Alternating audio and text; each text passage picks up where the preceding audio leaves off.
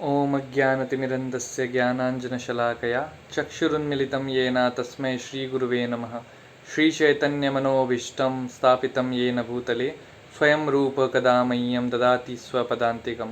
वन्देऽहं श्रीगुरुं श्रीयुतापतकमलं श्रीगुरुर्वैष्णवांश्च श्रीरूपं सागरजातं सहगणरघुनाथान्वितं तं सजीवं साद्वैतं सावधूतं परिजनासहितं कृष्णचैतन्यदेवं श्री राधा कृष्ण पादान सहगन ललिता श्री विशाखान्वितांश्च। नमो ओं विष्णुपादाय कृष्ण पृष्ठाय भूतले श्रीमते भक्ति वेदांत स्वामिनिति नामिने। नमस्ते सारस्वते देवे गौरवाणी प्रचारिणे निर्विशेष शून्यवादी पाश्चात्य देशतारिणे। नमो महावदन्याय कृष्ण प्रेम प्रदायते कृष्णाय कृष्ण चैतन्य नामने गौरतुसे नमः। हे कृष्ण करुणा सिंधु दीनबंधु जगतपते गोपेश गोपिका कांत राधा कांत नमोस्तुते। तप्त कांचन गौरांगी राधे वृंदावनेश्वरी वृषभानुसुते देवी प्रणमामि हरिप्रिये। वाञ्छा कल्पतरुभ्यश्च कृपा सिन्धुभ्यैव च पतितानां पावनेभ्यो वैष्णवेभ्यो नमो नमः। जय श्री कृष्ण चैतन्य प्रभु नित्यानंद श्री अद्वैत गदाधर श्रीवासादि गौर भक्त वृंद। हरे कृष्ण कृष्ण कृष्ण हरे हरे हरे राम राम राम हरे हरे। आप सभी का स्वागत है भगवद गीता के पहले अध्याय के पहले वर्ष के बारे में जानकारी के लिए। तो जो पहला वर्ष है, पहले हम वर्ष को रिसाइट करेंगे, उसका अनुवाद पढ़ेंगे, प्रभुपाद जी द्वारा दिया हुआ तात्पर्य पढ़ेंगे और उस पर फिर कुछ चर्चा करेंगे। धृतराष्ट्रवाच धर्मक्षेत्रे कुरुक्षेत्रे समवेतायुयुत्सवः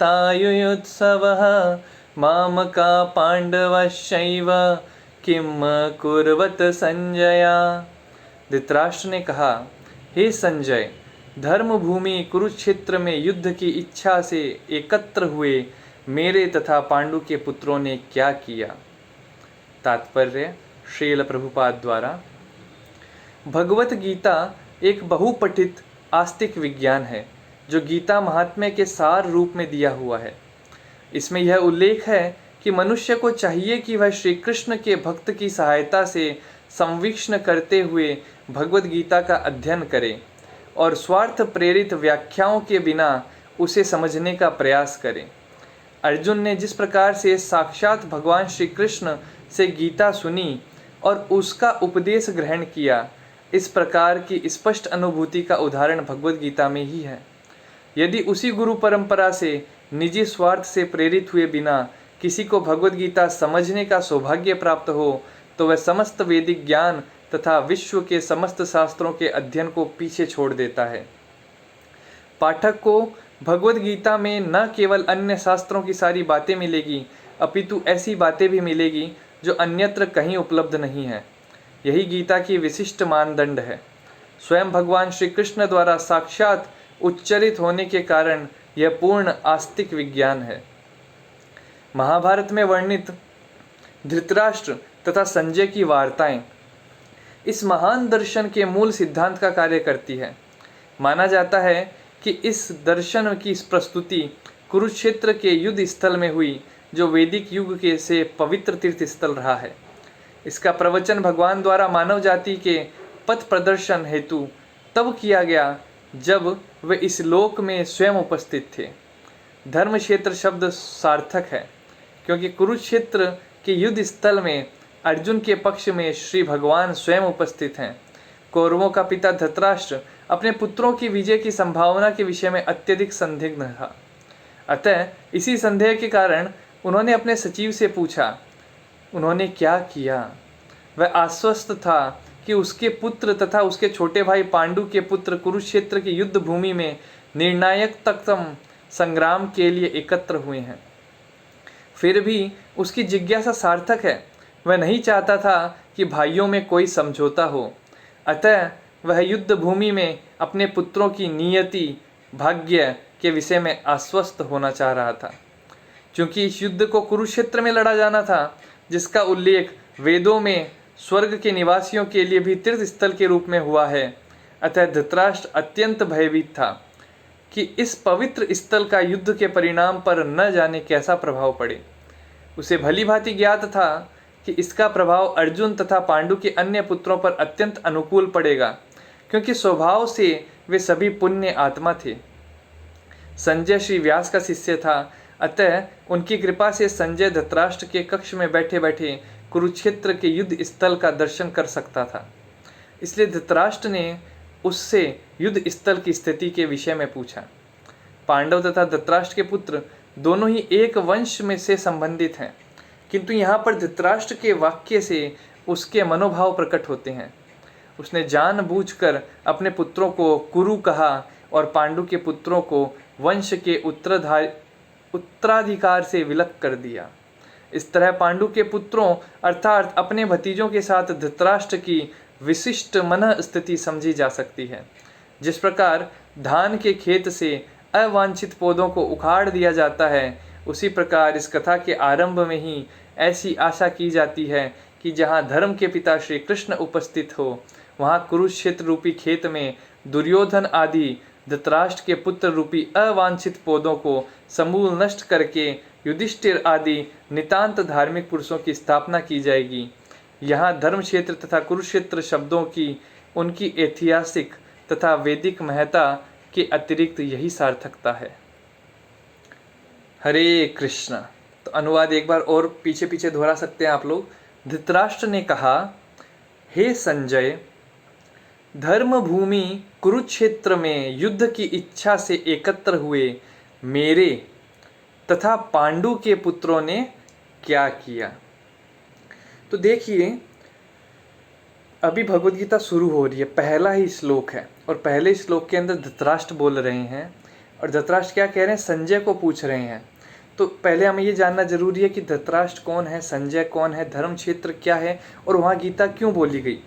तो उसका बहुत ही थोड़े से शब्दों में बताने की कोशिश करूँगा। तो कौरवों का वंश था जिसे कुरु डायनेस्टी या कुरु वंश बोलते हैं। तो उसमें ये दो भाई पैदा हुए, धृतराष्ट्र पांडु, है ना। इसके पहले भी बहुत लंबी घटना आती है, वो कभी और लेंगे। पर धृतराष्ट्र और पांडु ये दो भाई थे और इनकी ही एक दासी से पुत्र हुए विदुर जी। ठीक है, तो तीनों भाई हुए एक तरह से, क्योंकि तीनों के जो पिता थे जिनके वीर्य के द्वारा ये पुत्र प्राप्त हुए वो थे व्यासदेव। व्यासदेव ने अपनी मंत्र शक्ति और वीर्य के द्वारा इन तीन पुत्रों को पैदा किया था। ठीक है, कलयुग के अंदर ये वर्जित है, पर बाकी युगों में ये किया जा सकता था कि अगर किसी स्त्री का पति उसका देहांत हो जाता है तो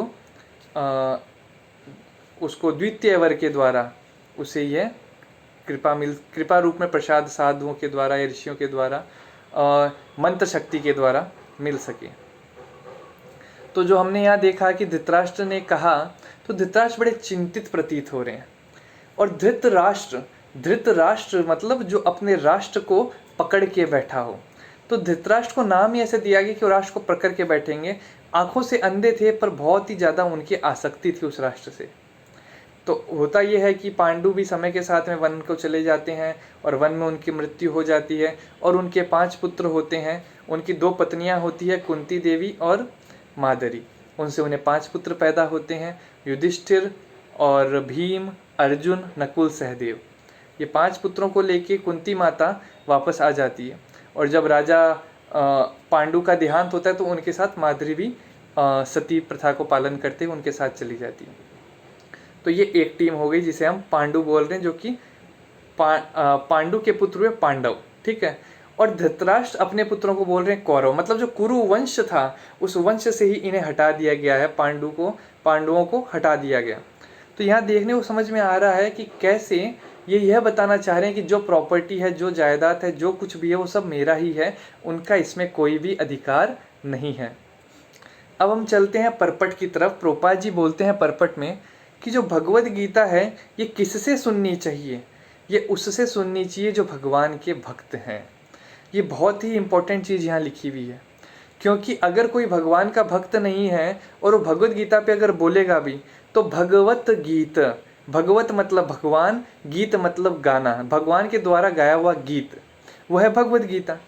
तो वो भगवान को ही उस गीत से हटा देता है। कई बार देखा जाता है कई लोग भगवद गीता पे प्रवचन करते हैं पर वह परम पूजनीय श्री कृष्ण जो भगवान स्वयं हैं, कृष्णस्तु भगवान स्वयं, उन्हें ही भगवद गीता से अलग कर देते हैं और कहते हैं ये तो आत्मा है, ये 5 इंद्रियां हैं, इन्हीं के बीच में ये वार्ता हो रही है। अलग अलग तरीके की बातें करते हैं जो कि एकदम गलत है।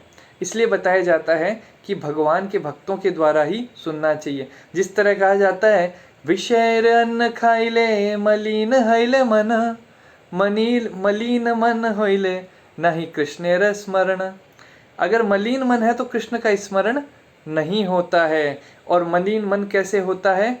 विषय अन्न खाइले, अगर विषयी अन्न हम लोग खाते हैं, मतलब जो जिसमें कॉन्शियसनेस प्योर नहीं है, कर्मी के द्वारा बनाया हुआ भोजन खाने से भी कैसे अफेक्ट करता है, उसी तरह से कर्मी के द्वारा जो ये भोजन हम श्रवण रूपी भोजन करेंगे तो वह भी अफेक्ट करेगा। इसलिए कहा जाता है कि भक्तों के द्वारा ही हमें भगवद गीता की स्तुति सुननी चाहिए और भक्तों के संग में हमें स्तुति कहनी चाहिए, समझना चाहिए। दूसरा यहाँ पे बताया गया धर्म क्षेत्र के बारे में। तो जो कुरुक्षेत्र था उसको धर्म क्षेत्र बोला गया क्योंकि कई जगह शास्त्रों में वर्णन आता है इसका कि उसको देवता लोग भी धर्म क्षेत्र मानते हैं। और यहाँ पे धृतराष्ट्र जो कि उन्हें पता है कि वह गलत हैं, उनके पुत्र गलत हैं, जो दुर्योधन और उनकी जो 100 लोगों की टीम है, 100 भाई लोग, तो ये गलत हैं, इन्हें ये पता है, पर फिर भी मानने को रेडी नहीं है। अहंकार विमूढ़ात्मा करता हम इति मन्यते, अहंकार के कारण वो उसको एक्सेप्ट करने को रेडी नहीं है कि वह गलत है। और उन्हें पता है क्योंकि ये धर्म क्षेत्र है और हम गलत हैं, इसलिए हमारी पराजय निश्चित है, पर फिर भी वो एक एक्सेप्टेंस नहीं है कि हम गलत हैं और इसी के कारण पूरा युद्ध होए जा रहा है। आप खुद सोचिए, अगर दुर्योधन थोड़ा झुक जाता, अपनी गलतियों के लिए क्षमा मांग लेता और धृतराष्ट्र भी अपने जो पुत्र, ये जो अर्जुन भीम, इन लोगों को इनके अनुसार राज्य दे देते तो युद्ध होता ही नहीं। पर ये युद्ध होना था क्योंकि धर्म की हानि हो रही थी। जैसे कि भगवद गीता में श्री कृष्ण बोलते हैं, परित्राणाय साधुनाम विनाशाय च दुष्कृताम धर्म संस्थापनार्थाय संभवामि युगे युगे। तो जब भी धर्म की स्थापना करनी होगी, अधर्म बढ़ता रहेगा, उस समय भगवान श्री कृष्ण अवतरण लेके अवतरित होके धरती पे आएंगे और उन अधर्मों को नष्ट करेंगे और धर्म की स्थापना करेंगे। और क्योंकि इन लोगों ने इतना अधर्म किया, और भगवान कृष्ण तो उस टाइम धराधाम पे प्रकट इसलिए हुए थे, और इसलिए उन्होंने ये पूरी रचना करी कि हाँ, कुरुक्षेत्र के अंदर युद्ध हो और जितने पापी हैं उन सब का विनाश हो जाए। तो ये हमें यहाँ देखने को मिलता है। और जो युधिष्ठिर महाराज थे, उनके लिए वर्णन आता है कि वो तो धर्मराज के ही पुत्र थे, धर्मराज के मानस पुत्र थे या फिर मंत्र पुत्र थे, और उन्होंने धर्म का हमेशा पालन करा, कभी भी धर्म से च्युत नहीं हुए। च्युत नहीं हुए मतलब कभी भी धर्म से वो नीचे नहीं उतरे। एक कथा भी आती है कि दुर्योधन को और युधिष्ठिर महाराज को उनके गुरु ने भेजा कि आप जाओ, और युधिष्ठिर को आज्ञा दी कि आप कोई ऐसा पुरुष खोज के लाओ जो आपसे कम श्रेष्ठ हो, मतलब आप उससे ज़्यादा श्रेष्ठ हो, उसमें कोई अच्छाइयाँ ना दिखे आपको। ऐसे पुरुष को लेके आए जिसमें आपको कोई अच्छाइयाँ नहीं दिख रही और वो हर चीज़ में आपसे नीचे ही है। और दुर्योधन को कहा ऐसा पुरुष खोज के लाओ जो हर चीज़ में आपसे ऊपर ही है और उसमें कोई बुराइयाँ ना हो। ऐसे पुरुष को खोज के लाओ, कोई बुराइयाँ ना हो, है ना। तो अब दोनों भाई गए, तो युधिष्ठिर महाराज को ऐसा कोई भी नहीं मिला जिससे वह ज़्यादा बड़े हों गुणों के अंदर, क्योंकि हर किसी में वो गुण देखते थे और देखते थे अरे इसमें तो ये बहुत ही अच्छा गुण है, मुझे इसके लिए एस्पायर करना चाहिए, मुझे भी ये गुण चाहिए। और सेम चीज़ उधर उल्टी हो रही थी दुर्योधन को हर एक के अंदर अवगुण दिख रहे थे। तो वहाँ हमें सार क्या मिलता है, जिसमें बहुत सारे गुण हैं वह गुण ही देखता है, और जिसमें बहुत सारे अवगुण हैं वो अवगुण ही देखता है। जैसे इसके लिए उदाहरण भी आता है मधुमक्खी और मक्खी के बारे में। आप देखिए, अगर बहुत बड़ा चंदन का गोदाम, चंदन का बहुत बड़ा आप गोदाम भी नहीं तो आप जंगल है, और उस चंदन के जंगल के अंदर एक जगह छोटा सा स्टूल है, मतलब पॉटी करी हुई है, मल है, तो आप देखेंगे मक्खी जो है वो उस पूरे चंदन के गार्डन को, चंदन के पूरे एरिया को छोड़ के उस पॉटी, उस मल के ऊपर आके ही बैठेगी। और एक आप देखिए चारों ओर कीचड़ ही कीचड़ है, मल ही मल है, और उसके बीच में अगर एक कमल का फूल है तो जो भंवरा है, जो मधुमक्खी है, वो जाके उसी से मधु का पान करेगी। तो यह नेचर होता है हर इंसान का। हम जो खोजते हैं, जो हम में है, हम वही खोजते हैं। अगर हम में बुराई है तो हम बुराई ही दूसरों में खोजेंगे, और अगर हम में अच्छाई है तो हम अच्छाई ही दूसरों में खोजेंगे।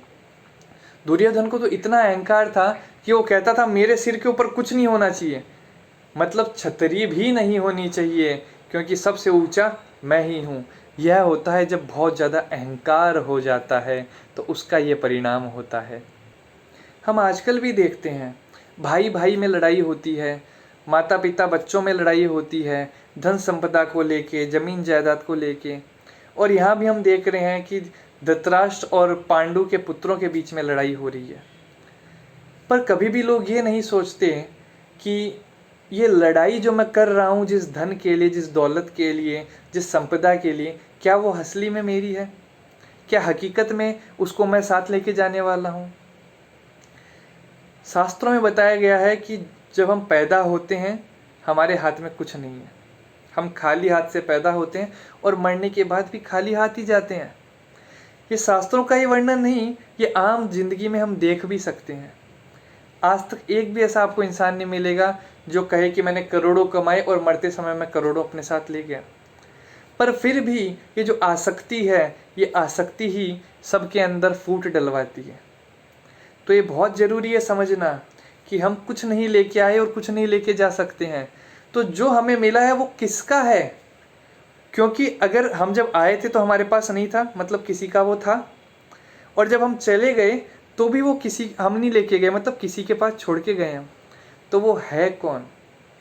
तो वह है प्रभु, भगवान, ईश्वरः परम कृष्ण सच्चिदानंद विग्रह अनाधिर आधिर गोविंदा सर्व कारण कारणा। जो सब कुछ है प्रभु का है, और प्रभु ने हमें दिया है। हमें दिया है मतलब हमें इस्तेमाल करने के लिए दिया है। इसका मतलब ये नहीं कि वह हमारा हो गया। जैसे कि आप अगर किसी के घर में एक रेंटेंट बनते हैं, मतलब किसी के घर में आप जाते हैं भाड़े पे रहने, तो सपोज आप 10,000, 12,000, 15,000 कुछ भी आप भाड़ा दे रहे हैं महीने का, 1 BHK 2 BHK आपने ले रखा है। अब आप उसमें चाहे 5 साल रहें, 10 साल रहें, 20 साल रहें, पर वह ज़मीन आपकी नहीं हो जाती। वह ज़मीन किसकी है? उसी की है, मकान मालिक जो है ना। आप तो वहाँ पे भाड़े पे रहने आए। उसी तरह से ये जो शरीर है, ये हमारी आत्मा को भाड़े पे दिया जाता है, और हम इस शरीर को एक माध्यम बना के एंजॉय करने की कोशिश करते हैं। और जब हम एंजॉय नहीं कर पाते हैं तो हमें बड़ा दुख होता है, और जब हम एंजॉय करने की कोशिश करते हैं उस कोशिश को देख के हमें खुशी होती है। क्योंकि असली में, हकीकत में एंजॉयमेंट बोल के कुछ एग्जिस्ट ही नहीं करता है। ये जैसे पुस्तकालय होता है, पुस्तकालय मतलब जहाँ बहुत सारी पुस्तकें हैं, है ना। हिमालय मतलब जहाँ हिम है, जहाँ बर्फ बहुत है। उसी तरह से कहा जाता है दुख आलयम अशाश्वतम। ये जो संसार है ये क्या है? दुख आलय। यहाँ पे दुख ही दुख है, दुख का सागर है, दुख के पहाड़ हैं।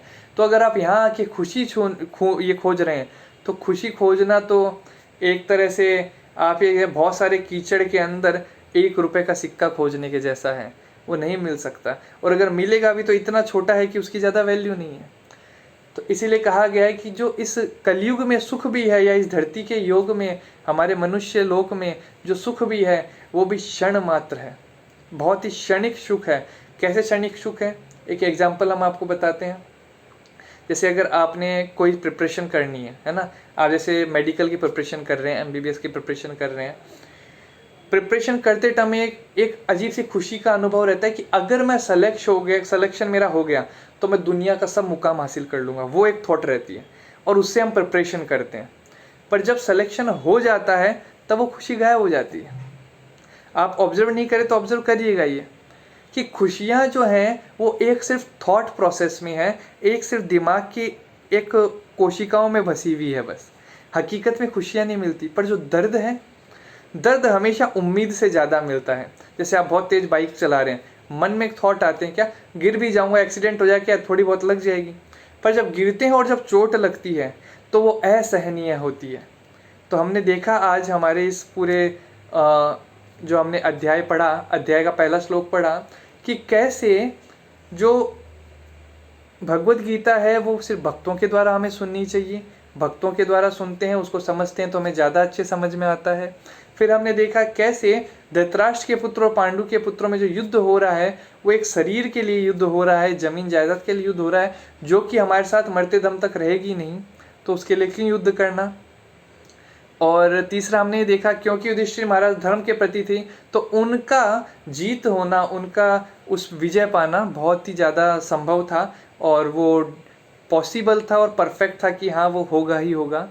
तो हमने इससे ये सीख भी मिलती है हमें कि हमें भी धर्म का पालन करना, और धर्म का पालन जब करते हैं हम तो भगवान कृष्ण भी हमारे साथ रहते हैं और हमें बहुत ही ज़्यादा मदद करते हैं हमारे जीवन को और अच्छे से जीने में और भगवान की भक्ति करने के लिए। तो इसके साथ ही हम आज की कथा को विराम देते हैं। श्रील प्रभुपाद की जय। हरे नाम हरे नामेव केवलम, कलौ नास्तेव नास्तेव नास्तेव गतिरन्यथा।